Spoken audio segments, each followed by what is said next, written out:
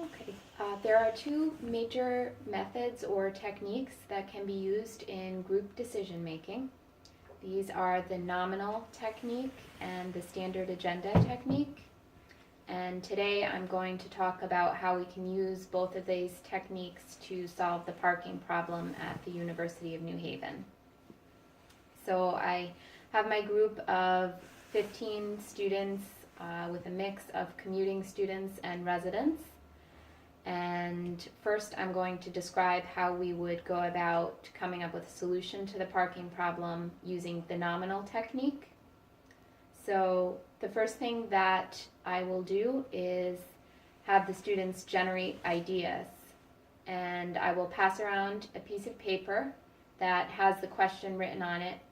What is the best way that they feel the parking problem at University of New Haven can be solved? I'll have the students write down their ideas on the paper silently and without talking to one another. And then we'll move on to the next step, which is recording the ideas with the group. So I'm going to go around the group. We'll be sitting in a circle, and I will start with the person that's seated to the left of me and have them read off the ideas that they came up with to solve the parking problem, and I will write them here on the board. Once we have all the different ideas written down, we are going to discuss those ideas. So we will have an open table discussion where the students will be able to talk about the pros and cons of each idea as it pertains to the parking at the university.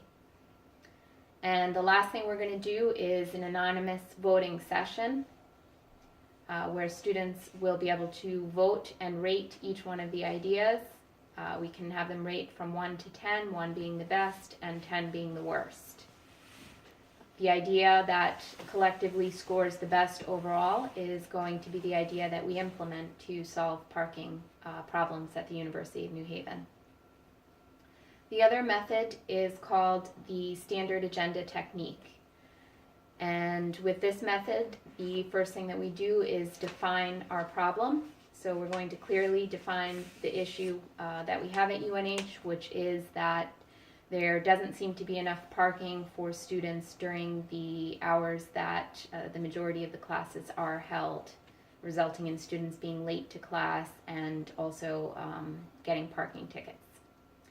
The next thing that we're going to do is gather and analyze evidence and information. So we're going to determine how many parking spaces we have, and we're also going to determine how many students are attending classes during the peak hours. Once we have this data, we will be able to move on to the third step, which is establishing the criteria for the solutions we come up with. We want parking spaces to be within a half a mile of the buildings where the classes are held, and we want to ensure that there are enough parking spaces for the students that are attending this university. The next step, which is the fourth step, is generating and evaluating the possible solutions. So we're going to have the students talk amongst themselves and with me as well about what they believe are the best solutions to fix the parking problem. Once we have our solutions written down and organized, we are going to select and implement the best solution. So we're going to either come up with a clear idea of how to best fix the problem by discussing it and collaborating with one another. And if we do not, then we're going to vote on what we believe is the best way to solve the parking problem as a group. And once we come up with the best idea, we're going to return to it in a couple of months and monitor how it's working. And we will go back and conduct an anonymous survey to determine how students feel the new parking situation is working for them.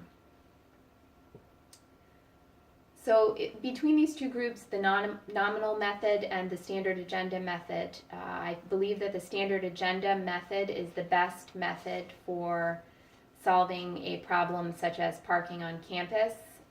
It's really helpful to gather raw data to solve a problem that's going to require a lot of time and energy, either creating a new parking lot or creating a shuttle service. These things are expensive and very time consuming, and so they would require us to gather raw data and analyze that data to make the best decision. The nominal method is useful as well, but it's better for the times when we need to make quick decisions and we don't need to have raw data or numbers and figures at our hands.